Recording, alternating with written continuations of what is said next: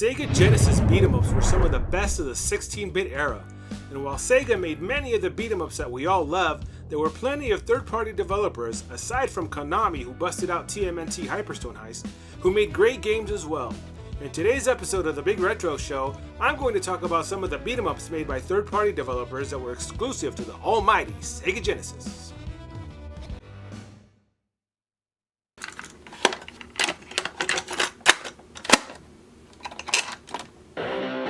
The 80s and 90s were great times to be a kid. Join me as I dive into the world of movies, music, video games and toys, and explore what made these decades so great.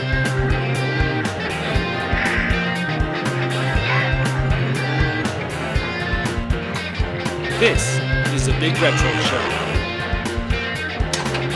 Almost as soon as the Sega Genesis released, it established itself as a console that was arcade-centric and could do justice to the arcade games it ported over to the system. The Punisher for the Sega Genesis is one such game. Released in 1994 by Capcom, The Punisher for the Sega Genesis is an arcade-faithful port of the excellent arcade version of The Punisher, released in 1993. The Punisher was a real feather in the cap for Sega fans because it never made it onto the Super Nintendo. You play as Frank Castle, aka The Punisher, who is after Kingpin for murdering his family. You are joined by Nick Fury, the top dog over at S.H.I.E.L.D., and the game can be played with a pal. The Punisher does so many things right, from the storyline, to the moves, and the colors used in the game. Sure, they aren't arcade perfect, but they come pretty damn close. The characters' movesets aren't all that different, but then again, they weren't different in the arcades either, and you will be good to go with whoever you choose. The action starts off in a seedy bar as you try and locate the dudes that were responsible for murdering your family.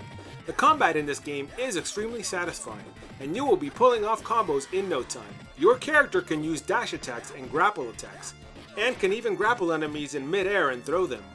Much to no one's surprise, pressing the jump and attack buttons will make your character do their special moves, of course at the cost of some of their life.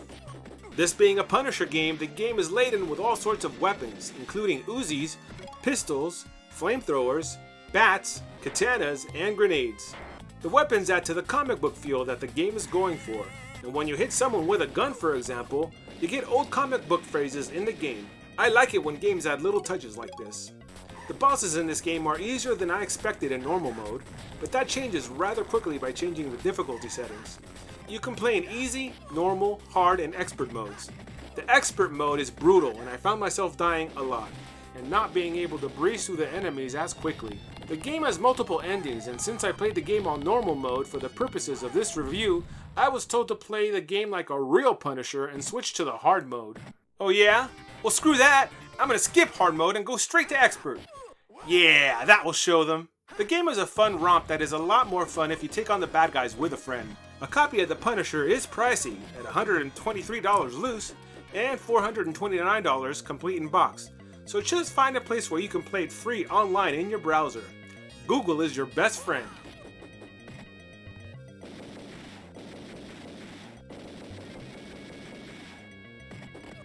The madness that began with the original Splatterhouse on the TurboGrafx-16 continued with Splatterhouse 3. But this Splatterhouse is no side-scrolling hack and slash. It's actually a beat-em-up set in the Splatterhouse universe. Released in 1993 by Namco, Splatterhouse 3 is exclusive to the almighty Sega Genesis. You play as the protagonist of the series, Rick, who must enter a mansion to rescue his wife and child. The game spans 6 stages that take place on different floors of the mansion. Once again, you don your mask and enter the mansion to search for your fam. All the while, your mask keeps encouraging you to defeat the evil one that is responsible for holding your family hostage. Going into this game, I had no idea what to expect. I grew up playing Splatterhouse on the TurboGrafx-16 and always considered the game as more of a side-scrolling hack and slash. Game companies have been known to take their intellectual properties and use them in different game genres, so needless to say I was leery of this game. But after playing it for the first 20 minutes, I came to the realization that it's fun. There is nothing special about the combat, it's actually quite repetitive. You get an attack and a jump button, no dash attacks, but you can do a jump kick, which is pretty basic. As far as your grapple attack goes, you can either throw your enemy or punch them, which seems to do a lot more damage than a regular punch. There are orbs sprinkled throughout the game that you can use to power yourself up and become Buff Rick. Being buff Rick makes you transform into a visually stronger Rick, grants you different moves, and makes you able to withstand attacks better. There's really not much to the combat and special moves, and though it could have been better, it's not disappointing.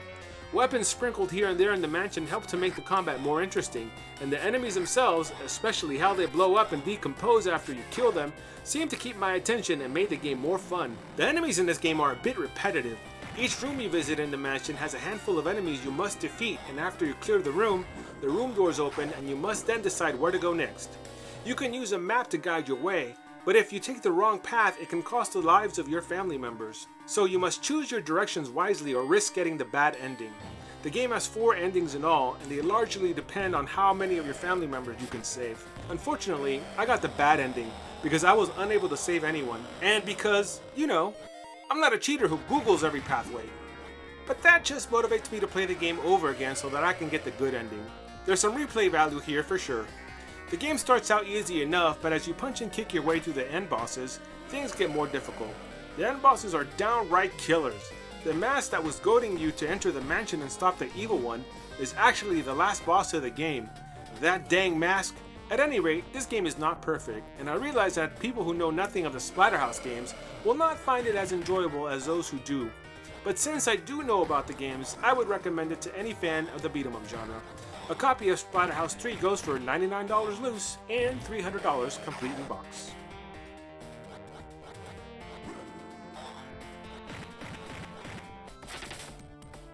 By now, you should all know that every beat-em-up storyline has you either rescuing a girl or a city, or taking revenge on someone or something.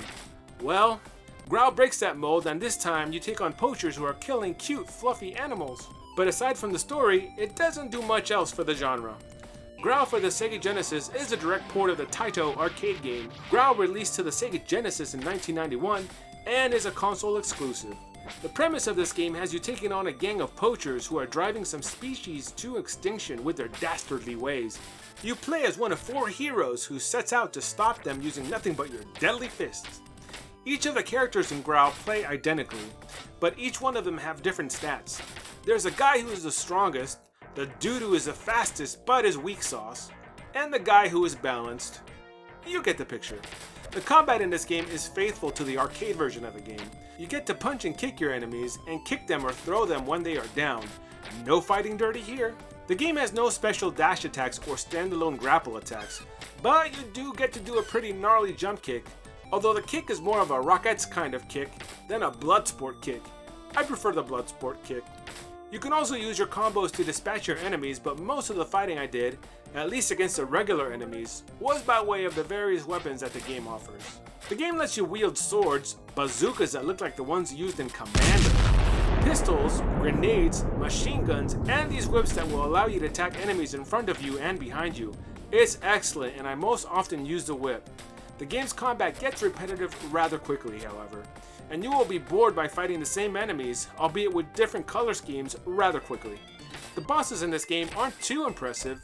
They are all just a bunch of dudes that sort of grumble in and will hit you no matter what you throw at them. Yes, they are a bit cheap, and it's sort of impossible to get a clean combo in.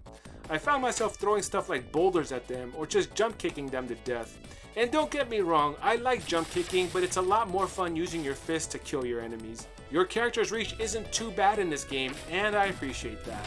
The game's villains are a bit weird, and a mix of these Middle Eastern dudes, these dudes from the movie Townies, and these no-nonsense businesswomen. Like I said, it's weird. The vibe that this game gives is that of an Indiana Jones movie, and being an 80s kid, I can't complain about that. But for me, the combat in this game lacks polish and creativity. The story is rather amusing, and from time to time, the animal friends help you kick some ass throughout your playthrough, but it's not to save the combat.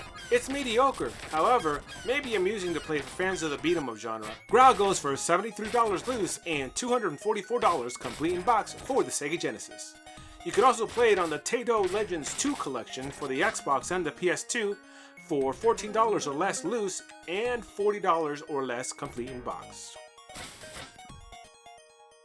I'm not a fan of the Mighty Morphin Power Rangers. Never have been. I didn't watch the TV show or the movie released in 1995, so I knew that going into Mighty Morphin Power Rangers, the movie for the Sega Genesis, I would be clueless about the lore and characters. As it turns out, I didn't need to. And that's why the beat 'em up genre is so great. As the story goes, a construction crew accidentally releases an evil dude named Ivan Ooze, and the Power Rangers are called upon to take him out. You get to play as one of the 6 Power Rangers, and I have to tell ya, I'm a little disappointed in how they handled the combat in this game. Not knowing anything about the Power Rangers, but having played hundreds of beat 'em ups, I figured that each of the characters would have different combos and movesets to go along with the different colors they wear.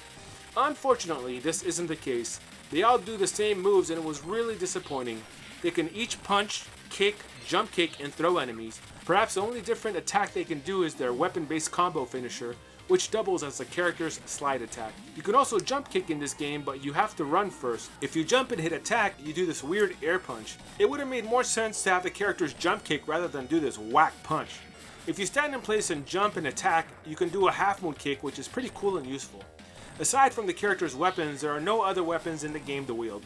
From time to time, you can throw a barrel at your enemies, but that's about it. There's not a lot of variety of enemies in this game. You basically get these ooze dudes and these putty dudes. That's about it. The bosses in this game are another story.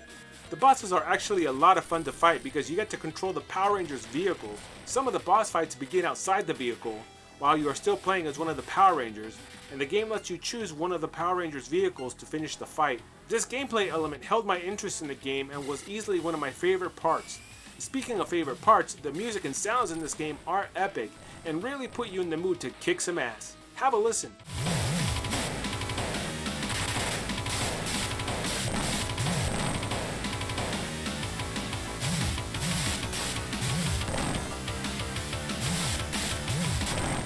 The game also boasts some interesting settings and colorful graphics. One of the stages is sort of like a maze, where you must find out the secret exits and make your way through the stage boss. It's pretty interesting and not something that most beat 'em ups do, so I appreciate the effort. Another thing that this game has going for it is its length. You can beat the game's 6 stages in under an hour, which to me is the ideal time for any given beat 'em up. Of course, I should note this game was also released on the SNES and other systems, but they are not the same game. The SNES version is more of a side-scrolling hack and slash than a true blue beat 'em up. A copy of Mighty Morphin Power Rangers the movie video game for the Sega Genesis goes for $16 loose and $34 complete in box.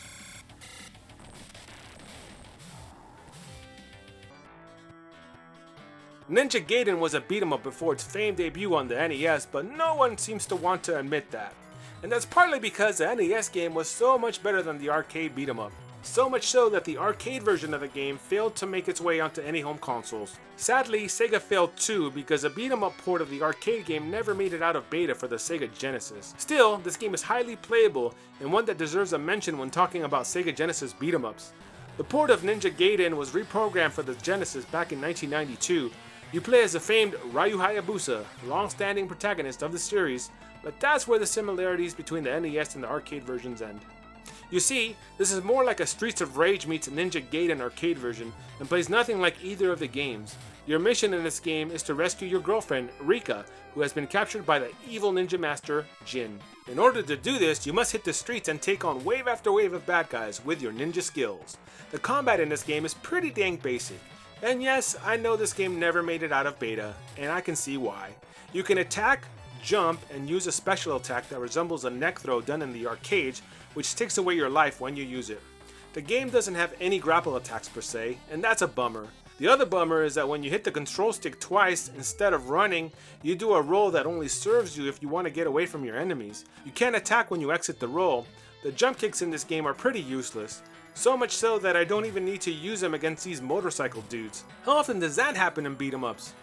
Aside from that, the combat is really rather boring and repetitive. There are no weapons in this game like there were in the actual arcade game, but there are items that you can collect to boost your health and grant you extra lives. The other thing about this version of the game is that you can't grapple onto your surroundings like you were able to do in the arcade game. The enemies in this game are some of the same you will find in the arcade version, but they are tame compared to the arcade counterpart. In short, they are easy as hell to beat. So are the bosses in this game, and that's a shame because they do look cool, and it would have been a lot better if they attacked you in a more meaningful way. My favorite boss is this rock dude, who is so polite, he waits until I'm good and ready to deck him. The game has its bugs. I found that sometimes the stages would fail to scroll, and other times I would fall through the levels and lose a life. The game has bad spelling as well.